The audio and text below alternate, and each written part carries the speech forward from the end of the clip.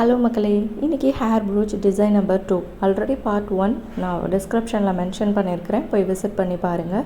இது part 2 inch MDF போர்டில் already நான் பின்ஸ் எல்லாம் செட் பண்ணியிருக்கிறேன். ஹேங்கிங்ஸ்க்கும் பின் செட் பண்ணியிருக்கிறேன். ஸோ அது நல்லா காஞ்சதுக்கப்புறமா நம்ம டிசைன் பண்ண ஆரம்பிக்கலாம். நான் 3 ஷேப் எடுத்துருக்கிறேன். ஸோ நீங்கள் வந்து 3 ஷேப்பில் என்ன கலர் வேணாலும் வச்சு இதை பண்ணிக்கலாம். ஸோ இன்றைக்கி வந்து நான் க்ரீன் கலர் எடுத்துருக்கிறேன்.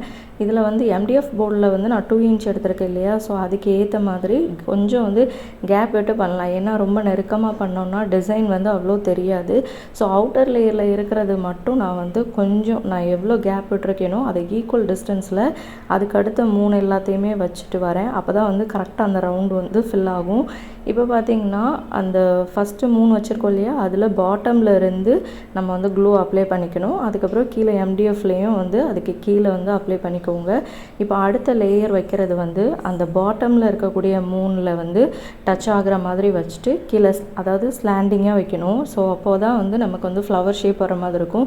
ஸோ நீங்கள் வந்து நட்டுக்க வச்சிங்க அப்படின்னா நம்ம தலையில் மாட்டுறப்போ வந்து அந்த ஸ்டோனோட கலரும் தெரியாது. அந்த கோல்டன் கலரில் ஏதோ வந்து நமக்கு ஷைனிங்காக இருக்கிற மாதிரி இருக்கும். ஸோ இந்த மாதிரி நீங்கள் ஸ்லாண்டிங்காக வைக்கும்போது ஃப்ளவர் ஷேப் ஈஸியாக வந்து தெரியும்.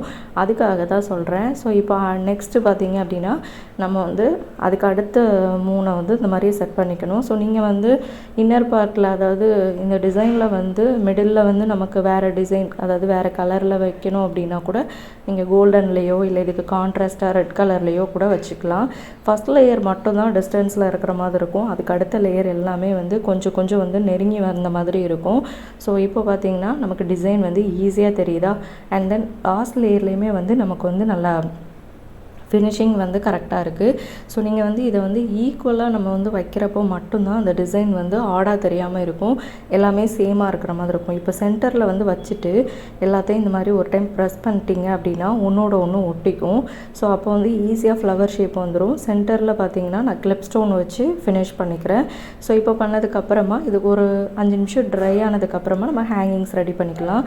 ஆஸ் யூஷுவல் நான் வந்து பியல் செயின் எடுத்துருக்கிறேன். இதில் வந்து கொஞ்சம் டிஃப்ரெண்ட்டாக என்ன பண்ணலாம் அப்படின்னா பெல் மாதிரி இந்த குங்க்ரூ பீட்ஸ் மாதிரி, ஆனால் இது ஒரு பீட்ஸ்.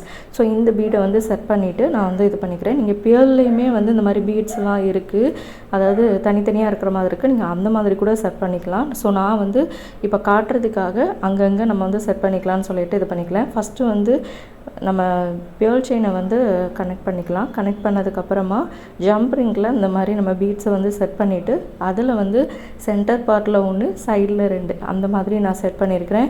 ஸோ நீங்கள் இது வந்து ஃபுல்லாகவே கூட நீங்கள் வைக்கலாம், அதுவும் அழகாக இருக்கும்.